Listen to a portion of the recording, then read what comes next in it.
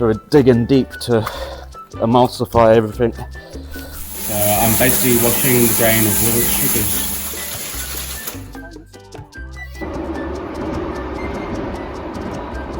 The viaduct takes the train between Truro and Falmouth. This is at the end of the Chenhalls Valley, a 6-mile valley, and that was the epicentre of the Cornish gunpowder industry. The gunpowder mills died out in the early 20th century and now have been repurposed, or knocked down, repurposed for such things as the Dynamite Valley Brewery. So that's a little bit of history about why it's called Dynamite Valley Brewery.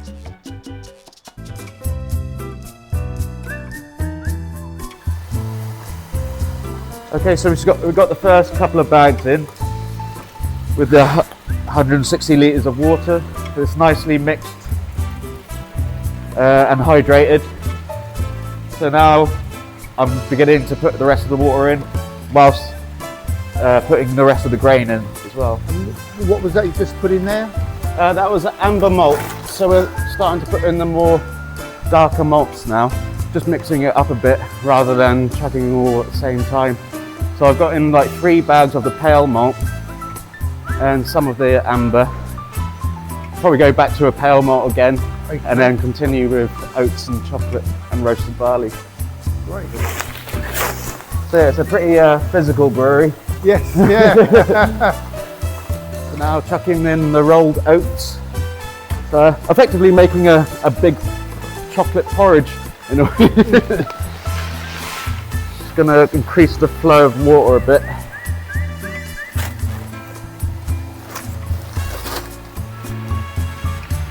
Just chucking in the rest of the amber. This is one of my favourite malts. Really smells gorgeous. And why is that? Why is it your favourite malt, Rob? Purely of the richness that it provides, and the smell as you're mashing in, and the final look. Yeah, I can smell that coming off there. That's really nice. Yeah. Beautiful smell. It gets even better as the day progresses, especially when it gets in the kettle. That's where we add all the hops. And the aroma really does, it's beautiful then, so I'll recirculate the mash. What I mean by that is I'll draw it from the bottom and then it'll go back on top. And the grain bed will actually act as a filter as itself. Oh, right. So it'll break down quite a lot of the protein. So it just helps for clarity in the final product. These stainless steel paddles, just to really emulsify everything and make sure everything within the grain, within the mash tun is getting an even temperature. So our strike water was 75 degrees. And what we're aiming for is about 65 degrees Celsius for the mash rest. So it's an hour and 10 rest altogether, but what I'm doing before the end of mash rest is about to recirculate, which will add clarity to the final product. This 850 litre brew black charge. Transfer to the kettle, otherwise known as the popper. Look at that lovely beer coming in there. And the smell of the aroma is unbelievable. Whilst sparging, I'm going to be sparging about 700, 800 litres.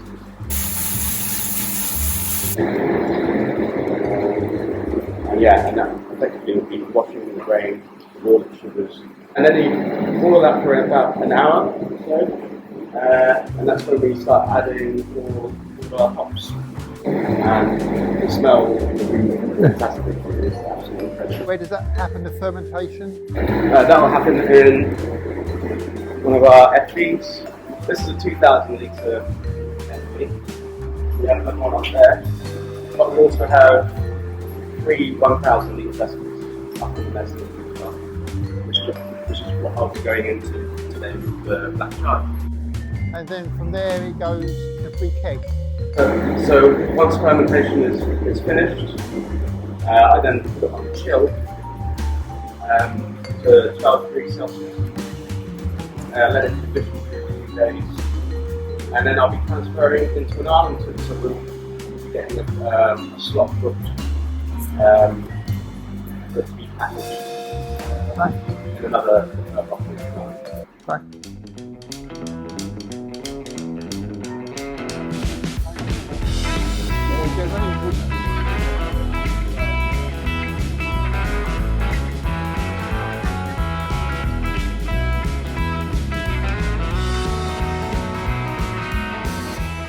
And it turns into a tap room. So if you want to come down for a drink when you're in Cornwall to Dynamite Valley Brewery, come down. Or you can hire it like here, you can hire it for your own venue. So come down and enjoy a nice pint of cool Cornish beer, which is artisan made.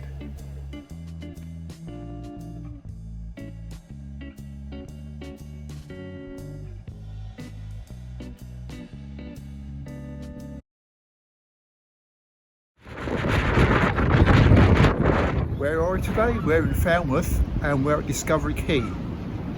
I've had to move into shelter. I'll just put a clip before this of the wind's getting up, as you can hear. So what I'm here today, well, for today's recipe I need some mussels. So I'm going to Fishmongers and buy some mussels. See you there. Morning. Yeah, how can I help you today? Yeah, I'm looking for some Cornish mussels, please. I've got wild Falmouth Bay mussels. Yeah. So is that Cornish enough? Yeah, absolutely. Bang on the doorstep. What a lovely fish can. Look at all these fish, look. Fantastic. Look at that. So are these dredged or are they rope? These are hand gathered. Hand gathered, right. They're slightly stronger, Right. which means that when you cook them, they won't open like that. They're open to about there. Okay, So right. you give them 2 minutes of steam. And that's it. Stop. That's Stop it. there. Don't try and make them open. Like that. Oh, right, They won't. fantastic. Okay. Does that look about the right amount for you? I think it's about the right amount. Yeah, I'm going to cook them with some beer from Dynamite Valley Brewery. Right. I've got some wild garlic, fix some wild garlic, and I'm going to make a vongole with seaweed spaghetti. Very nice. So yeah. You'll have to send me a picture. Oh, certainly. Great. Thanks a lot. Thank you very much. Today was going to be my first piece of the camera with the cooking section done outside, from food prep to cooking to tasting. And fortunately, overnight we've had a change in the weather. You most probably saw that from the piece where I was buying the mussels at the fishmonger in Falmouth. The winds have been up to 30 to 40 miles an hour, so we've been, oh, here we go, very, very heavy. And it's been intermittent raining. It's beautiful scenery still, the sun's just come out, but it's just impossible to cook outside and it's turned cold. It's been about 12, 14 degrees for the first few days, or 5 days we've been here so far. It is now down to 6 degrees. And even now my hands are cold. So what I'm going to do, I'm going to cook inside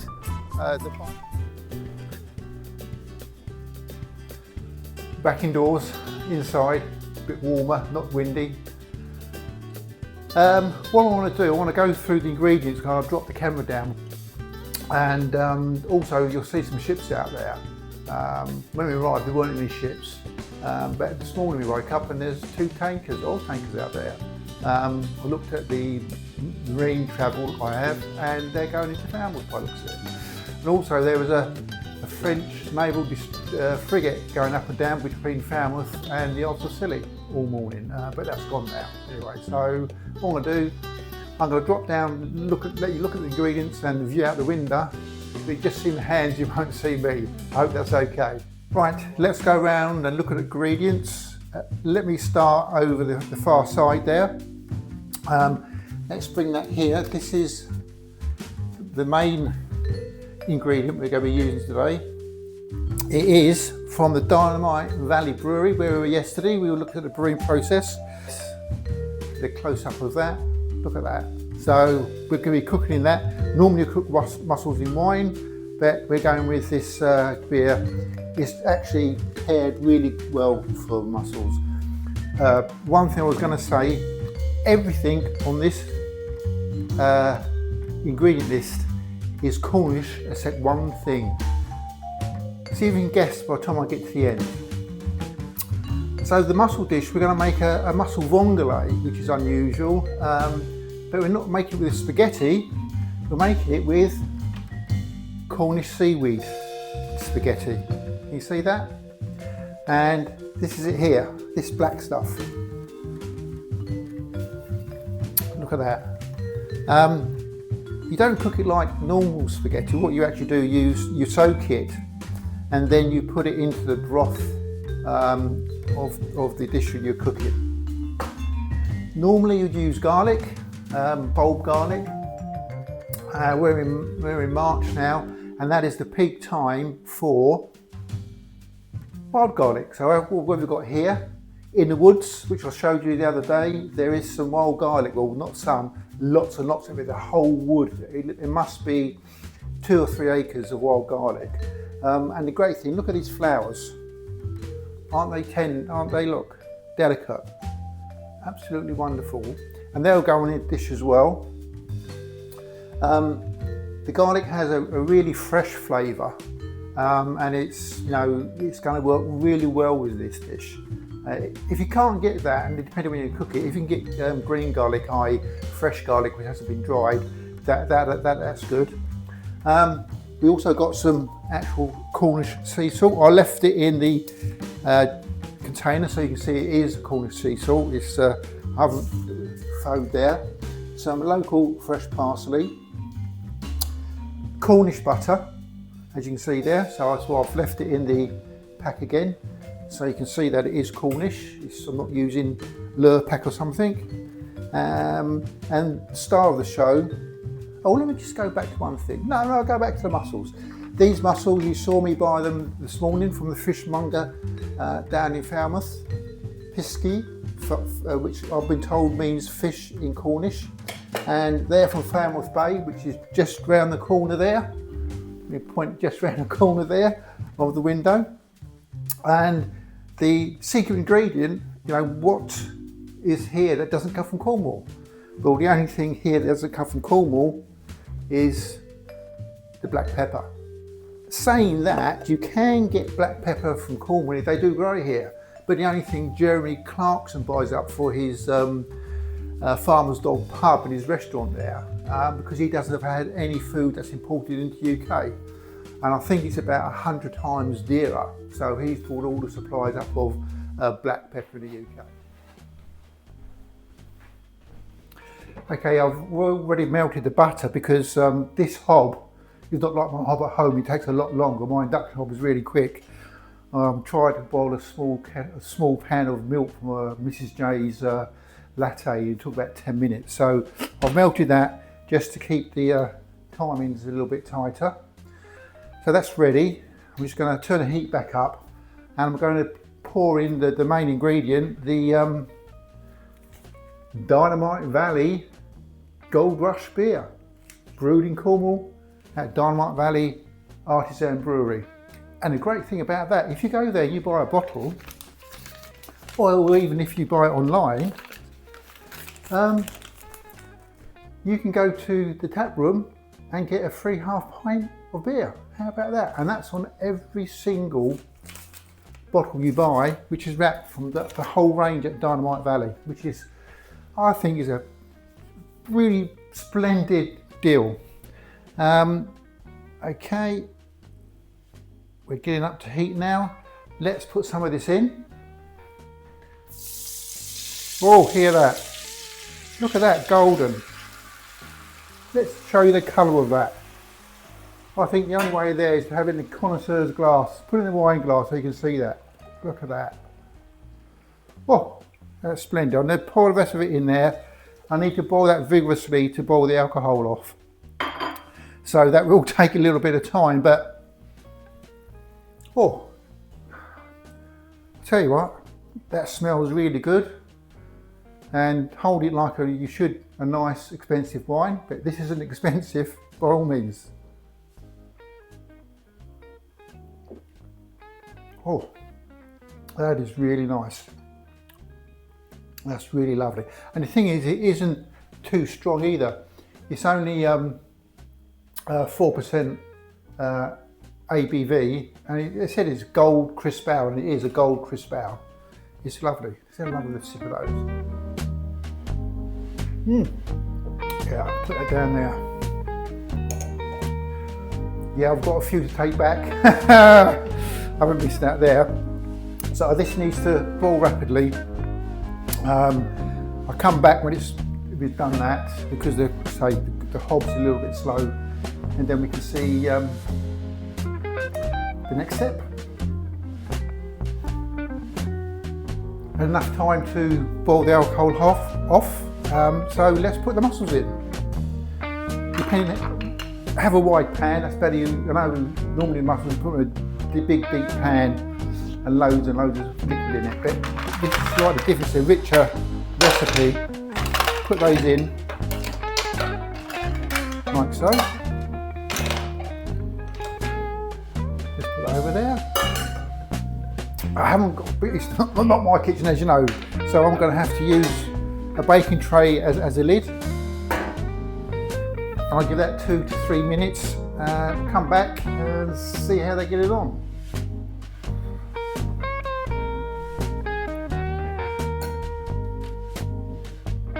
Oh, sorry, you're back. Caught me out there drinking.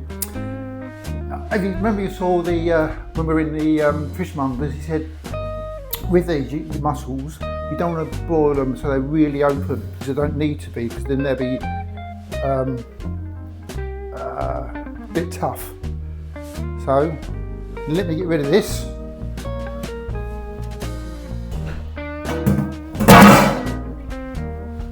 Put it in the sink. So turn that down. I'm going to add the seaweed now.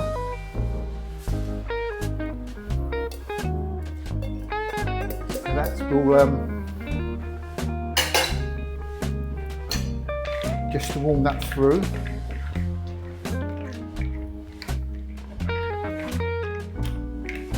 Here we go. Those mussels are already done. Next step is the wild garlic. Now, what you do here, you just tear it like that. You may want to leave the stalks off, but don't chop it, just tear it. Let me turn that right down now. Oh, I can already smell that coming off. That is beautiful.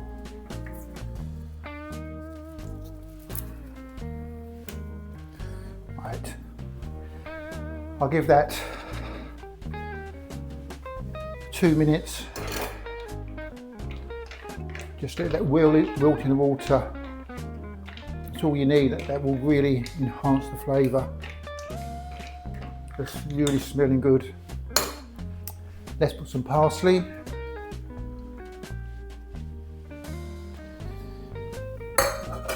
Just a little bit of Cornish salt. Look at that, lovely. And some small amount of pepper.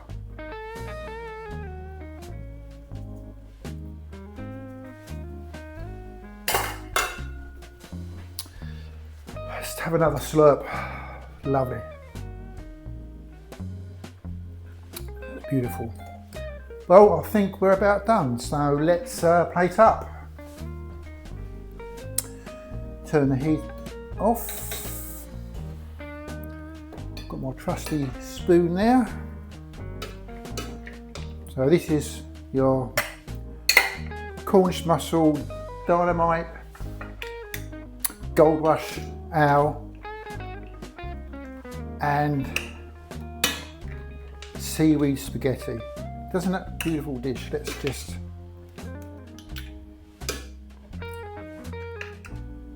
and pour some of that juice into there.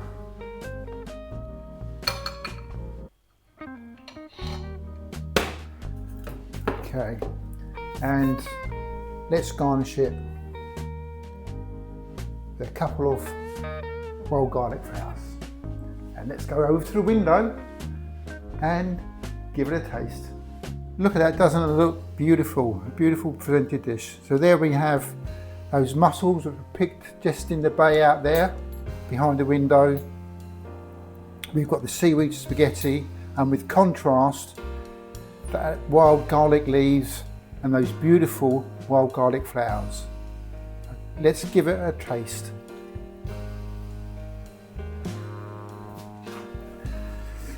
I think let's get some of the garlic and some of the spaghetti.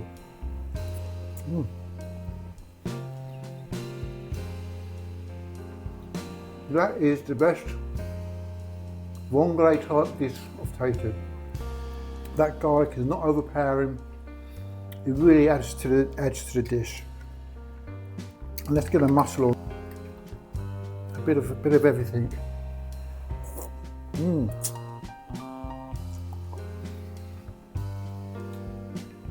That seaweed, it's not bitter, it's not salty. It really adds a depth to the dish. I think we really need to try the broth.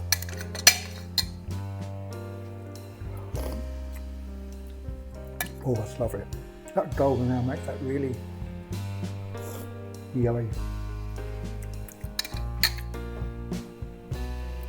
So if you enjoyed this recipe, you can now, because it's my recipe, you can go online and you can download that recipe card which I've created, which gives you all the ingredients and the method. If you can't get seaweed spaghetti, then use one of your favourite pasta, whether it's spaghetti or any other type. It will go really well. And I said, if you can't get wild garlic, use fresh garlic. Or really chop up some ordinary garlic. So lovely view out there. Hope you're enjoying that view. So if you did enjoy this, please subscribe down below. Click the little bell, and I'll see you on the next one. Thanks for watching.